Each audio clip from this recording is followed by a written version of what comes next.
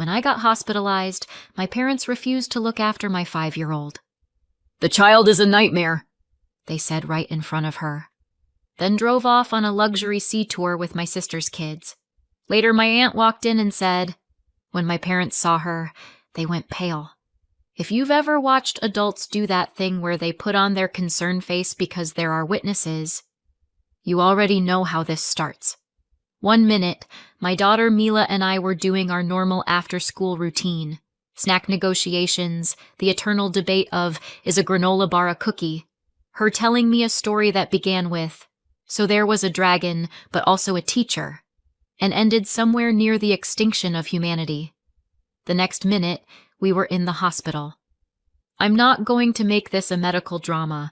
I'm not interested in describing machines or beeping or whatever.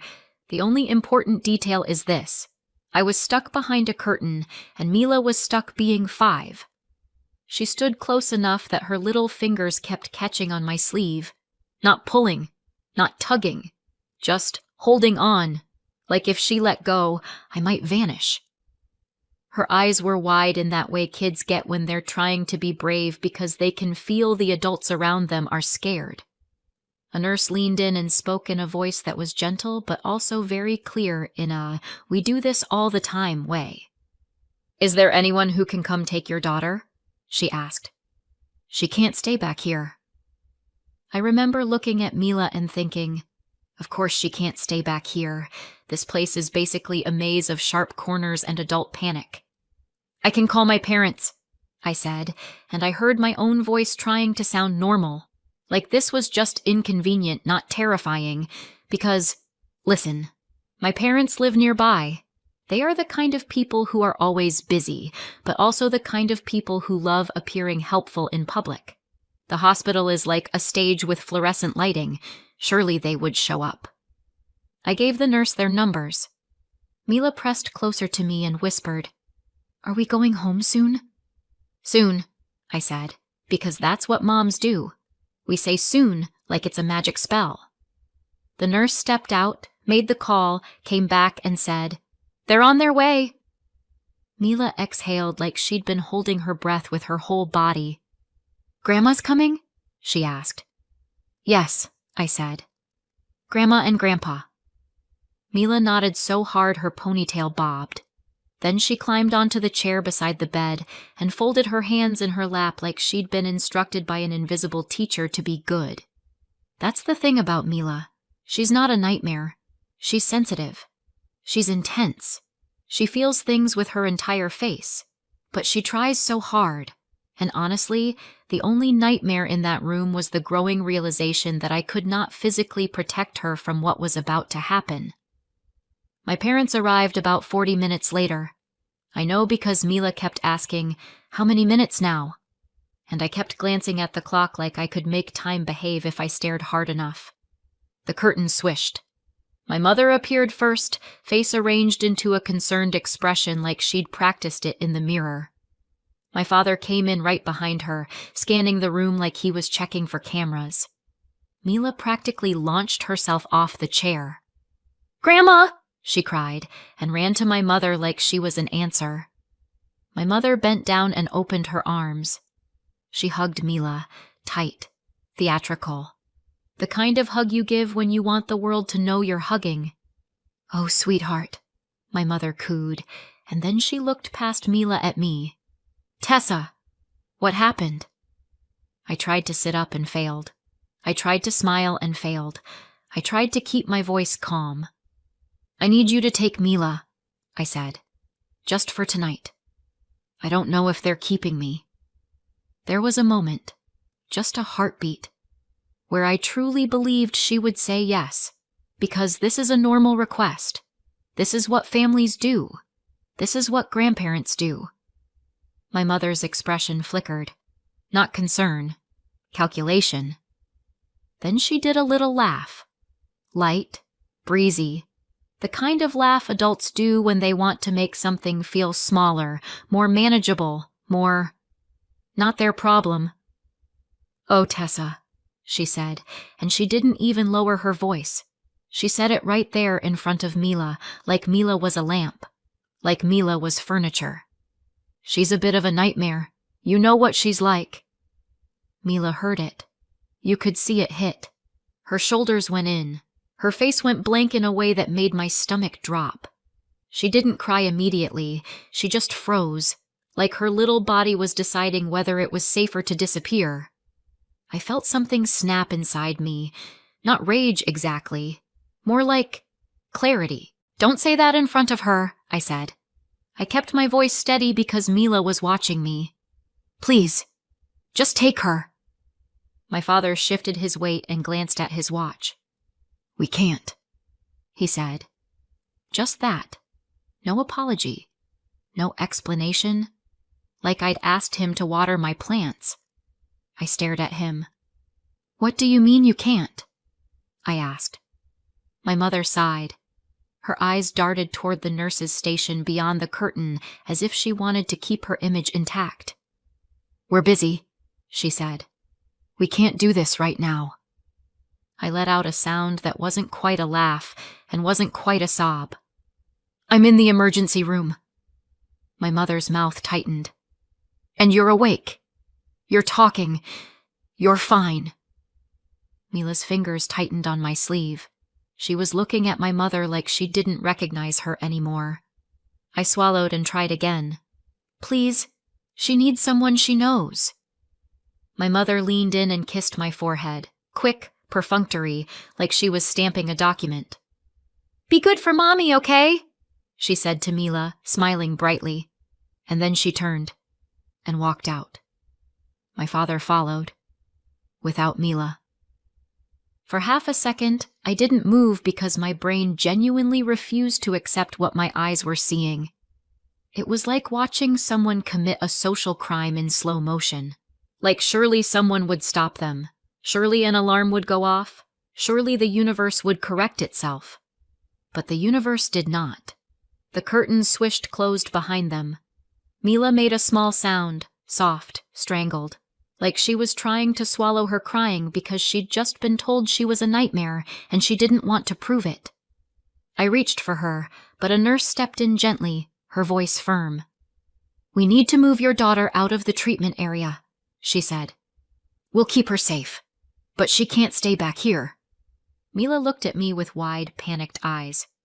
"Mom? I'm here," I said, even though I wasn't sure I could keep that promise. I smoothed her hair and said the only thing I could think of. "You didn't do anything wrong." The nurse crouched down to Mila's level. "Hey, sweetheart, I'm going to take you to a family room where you can sit and have some water, okay?" Mila's gaze flicked from the nurse back to me, pleading. She clung harder. And then the nurse gently peeled her fingers off my sleeve. I watched my child get led away down a hallway because my parents refused to take her. That's the betrayal. Not the leaving. The leaving was bad. But the betrayal was the fact that Mila looked back at me as she was taken away, and I couldn't go with her. Hours passed in a blur of waiting and adults speaking in calm voices that did not calm me. Every time someone came near, my first question was the same. "Where is my daughter?" "She's safe," they told me. "Is she with my parents?" I asked. There was always that pause, that tiny, careful pause. And in that pause, I learned a new kind of fear. When I finally got my phone back, my hands were shaking so hard I almost dropped it. I had no messages from my mother. No, "How is it going?" No, "Do you need anything?" No, "Mila is okay." Nothing. The next afternoon, when they finally handed my phone back for more than 2 minutes, I had notifications. Sloane had posted. My sister, Sloane, might as well be called the sun, because in my family everything orbits her. She'd posted a series of photos, bright sky, smiling kids, boat railing, a ridiculous amount of happiness. And there, in the background of the third photo, were my parents, grinning, like this was the best day of their lives. I stared at the screen until my eyes stung. They weren't busy. They weren't trapped. They weren't dealing with something important. They were out on a luxury sea tour with my sister's kids while the hospital arranged emergency care for my child. I set the phone down very carefully, the way you set down a glass you know is about to shatter. Not long after my parents walked out on us, the curtain moved again. A woman stepped in who didn't look like a nurse and didn't look like hospital staff. She looked like someone who belonged in my life, except she hadn't been, not for a long time. Aunt Irene. She was older than my mother, childless, quietly wealthy in a way that didn't need to announce itself. When I was little, she was the person who remembered my favorite snacks, who asked what I was reading, who treated me like I was interesting, not useful. Then she disappeared from my life. Or more accurately, she was removed from it. I blinked up at her, not sure if I was hallucinating. She just looked at me and said, "Where is Mila?" At the time, I didn't know how she'd found us, or what her presence was about to set off. If Aunt Irene showing up felt like a plot twist, it's because my family has always been very committed to the art of selective reality. Example: my childhood. I brought home an A+ paper once. I slid it onto the kitchen counter like I was presenting evidence in court. My mom glanced at it and said, "Nice." Then she called out, loud enough for the neighbors to hear, "Sloan, come here, honey. Tell your sister what happened at lunch today." Sloan marched in like she owned the place and announced, "Mrs. Halpern said my drawing was so creative." My parents reacted like she'd cured a disease. I stood there holding my A+ like, "Okay, cool. I'll just laminate my feelings." That was the family brand. I was the capable one. Sloan was the special one. We didn't need a family meeting. We had a pattern. When we had kids, the pattern didn't disappear. It got a budget. At one of Sloan's kids' soccer games, my parents showed up in matching shirts. Matching. Shirts. Like they were a themed attraction. My dad had a folding chair. My mom had snacks. There was a cooler involved. A cooler. When it was over, they took 47 pictures, posted 3, and called it the best day ever.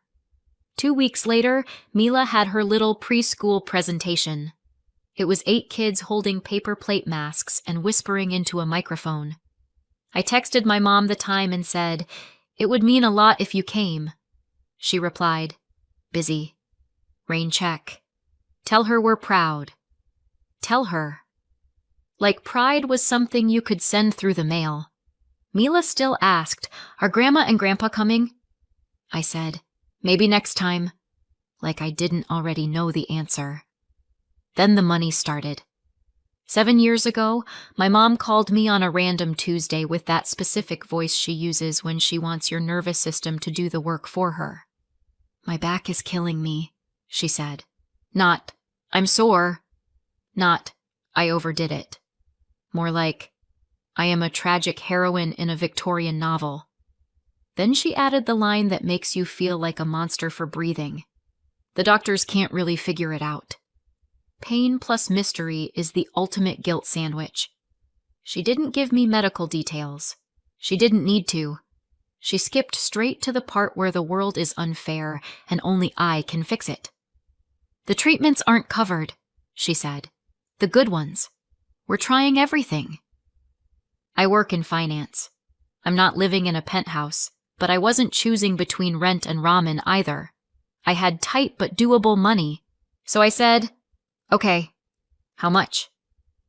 That night I set up a monthly transfer, $1,580. My mom loved that number. Specific numbers sound official. Specific numbers sound like it's based on something other than vibes and manipulation. The first month she texted, "Got it. Not thank you. Not you're saving me.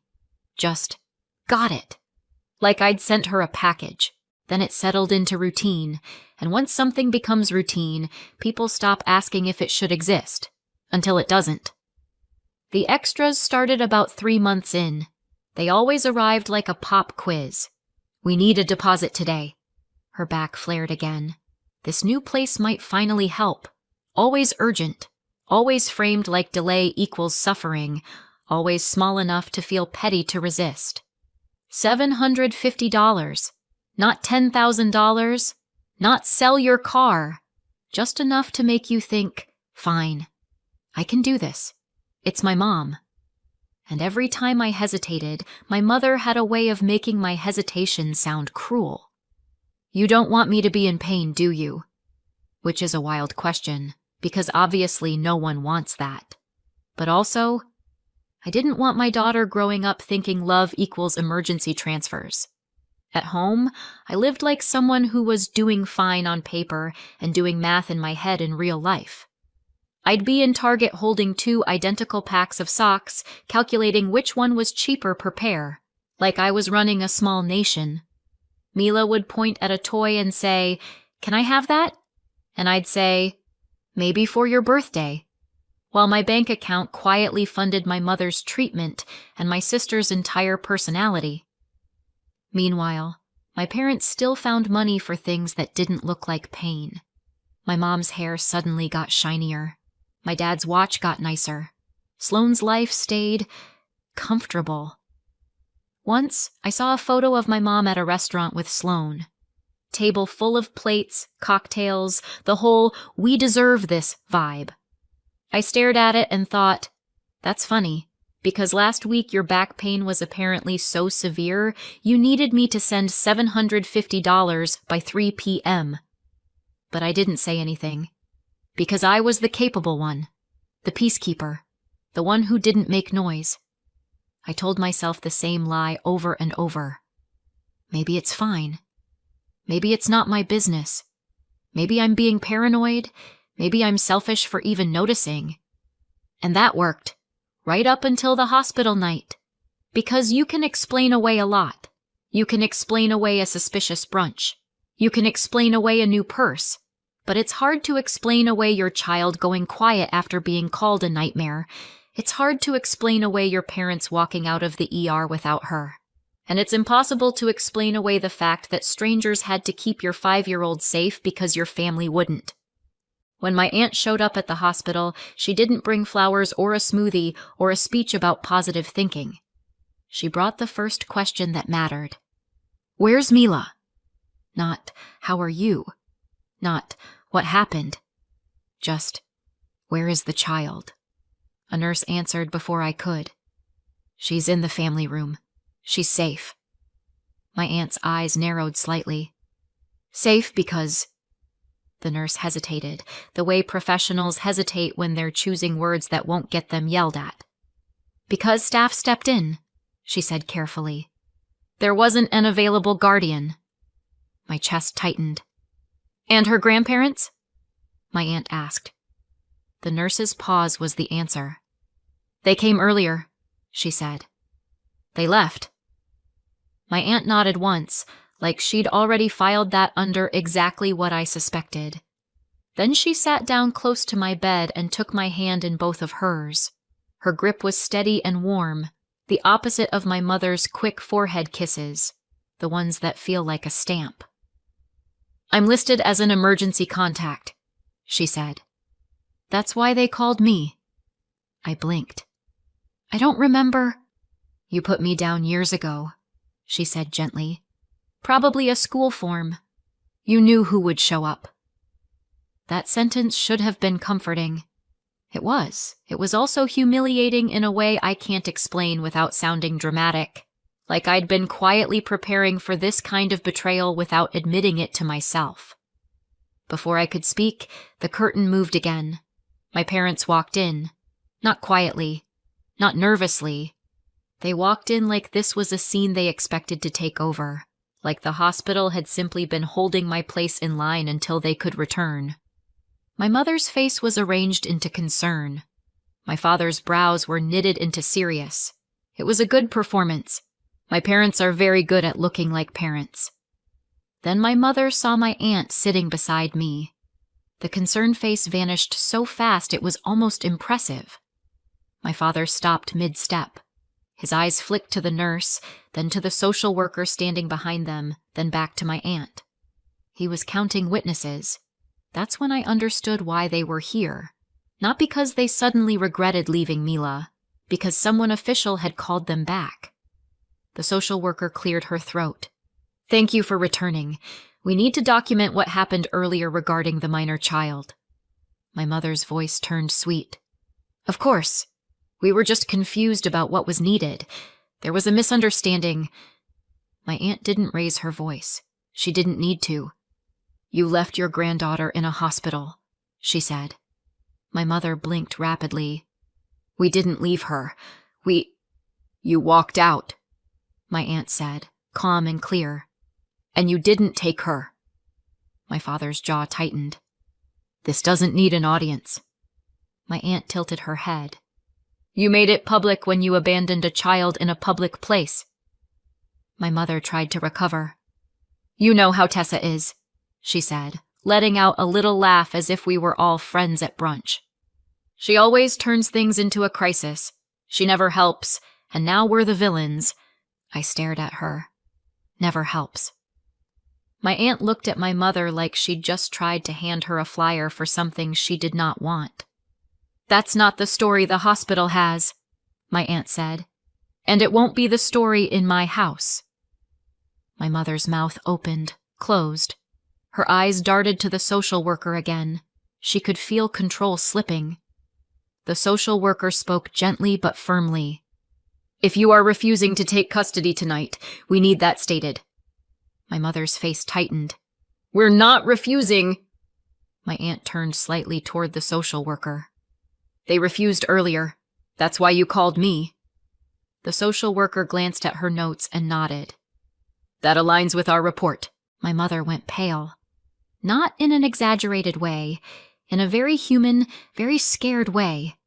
The look of someone realizing a paper trail now exists. My father cleared his throat.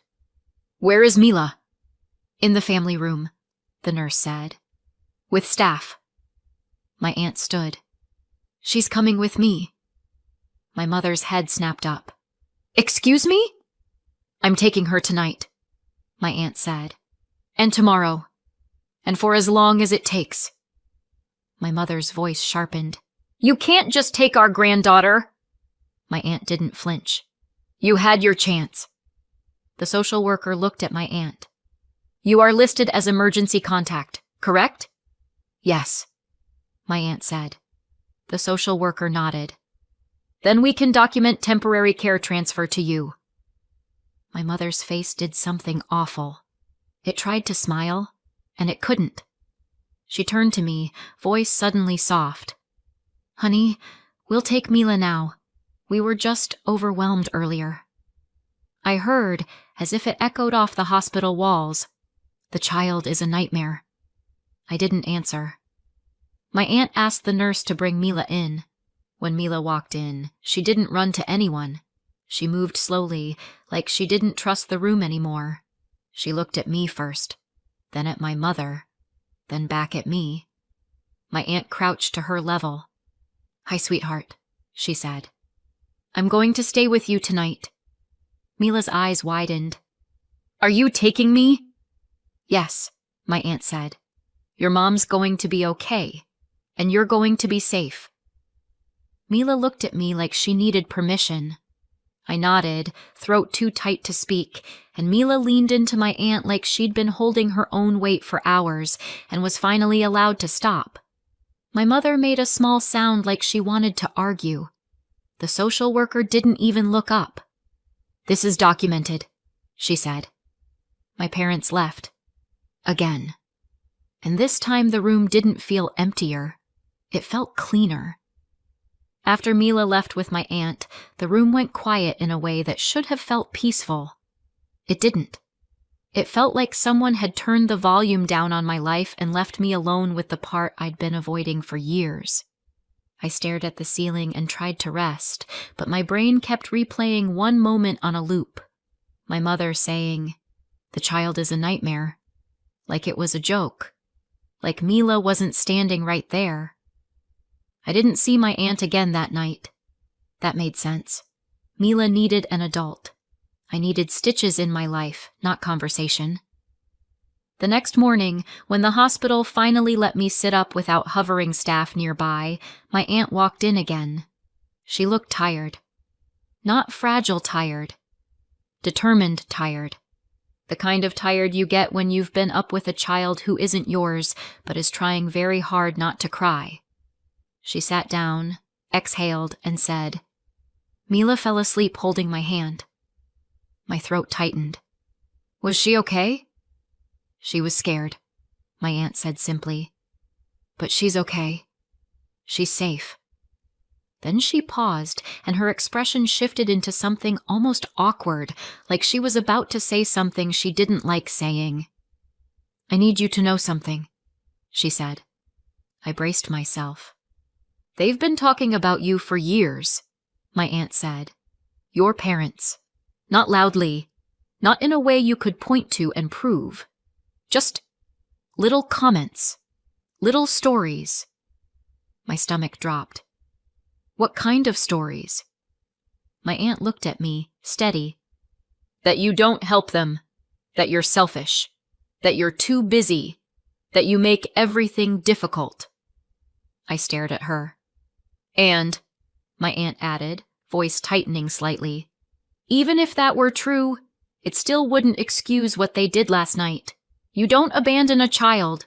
You don't say things like that in front of her and walk away. For a second, all I heard was the phrase, even if that were true. I blinked. What do you mean, even if that were true? My aunt frowned. I mean, that's what they've said. I'm not saying I believe it now. I'm saying it doesn't matter. It's still not okay. I sat there, staring at her like she'd spoken a different language. They told you I don't help them? I repeated. My aunt nodded once. Yes. Something in my chest went cold and sharp. I've been sending them money every month, I said, and the words came out flat, like my mouth didn't belong to me. For years. My aunt's face didn't change right away. She just looked confused, like she was waiting for the punchline. I swallowed. A monthly transfer. $1,580. My aunt went very still. Tessa. I thought it was for my mom's back pain, I said. Treatments. Things insurance wouldn't cover. That's what they told me, and then there were extra payments when she was flaring or when there was a deposit due. My aunt's mouth parted slightly. She didn't speak. She just stared. And that stare did something to me, because suddenly I realized how absurd it sounded out loud, how unbelievable it would be to someone who'd been told the opposite story for years. You don't believe me, I said. My aunt's eyes snapped to mine. I'm trying to process it. I know, I said, and my voice shook. I know how it sounds. That's why I didn't want to say it. That's why I didn't want to add it up. My hands were trembling as I reached for my phone. Not because she demanded proof, because I needed her to see it with her own eyes. I needed someone to see it. I can show you, I said quietly. I don't have the total in my head, but it's there. My aunt didn't move. She just nodded, slowly, like she was afraid that if she moved too fast, this would become real. I opened my banking app and scrolled. Month after month after month. $1,580. The same number, repeated like a heartbeat. My aunt leaned forward without realizing she was moving. Her hand went to her mouth. Oh, she whispered. I kept scrolling. My throat burned. That's 7 years, I said. And the extra payments are in here too. My aunt's jaw actually dropped. Not in a dramatic way, in a stunned, quiet way that felt worse than shouting. They told me, she said slowly, like the words hurt to form, that you never supported them, that you wouldn't help at all. I laughed once, sharp and bitter. Apparently I'm selfish and also an ATM. My aunt stared at the screen again, then up at me, and something changed in her face. It wasn't pity. It was recognition. They lied to me, she said, very softly. Then she looked down at the numbers again and added even softer. And if they lied to me, They've been lying to you." She didn't say anything dramatic after that. She didn't promise revenge. She didn't give me a speech. She just sat there for a moment, staring at my phone like it might start making sense if she looked long enough. By the time I was discharged and back on my own couch, still sore and exhausted, she was already texting me lists.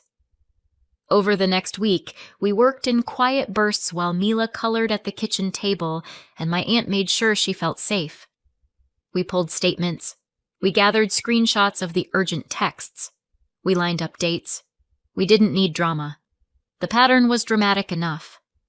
Then my aunt hired a forensic accountant and a private investigator. Not to break into anyone's bank.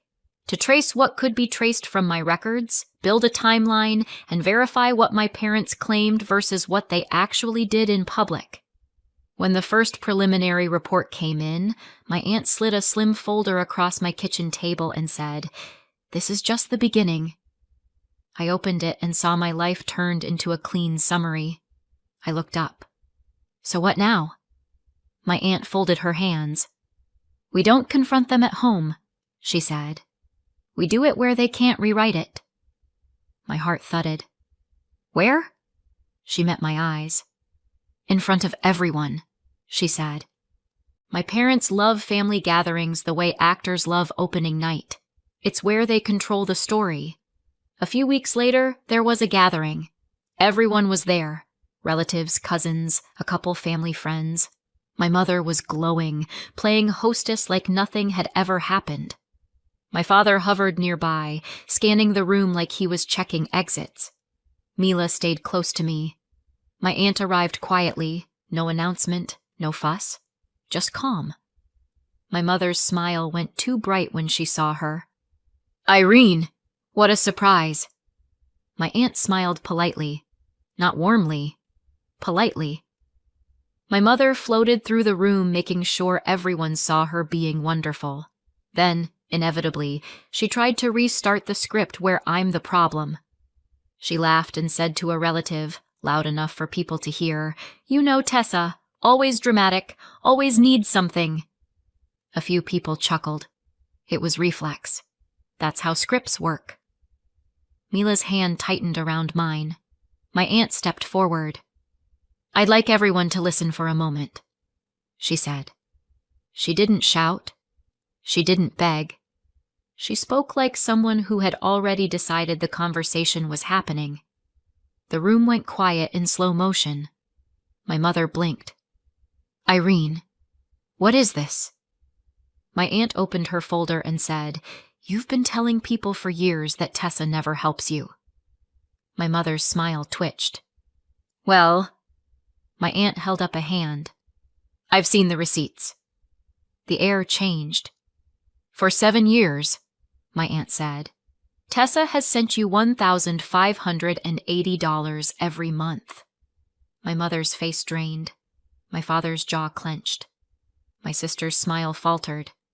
My aunt continued, voice steady. 84 payments.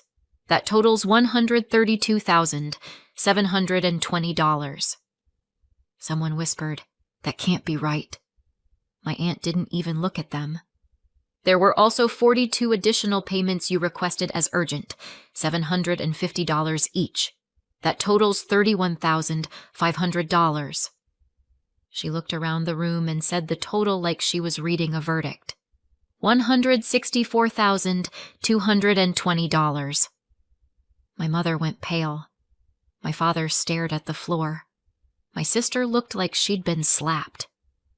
My mother tried to recover. Tessa offered. My aunt's tone stayed calm. These payments were tied to a story. Back pain treatment. My mother's voice rose. "My back pain is real." My aunt nodded once. "That isn't the question tonight."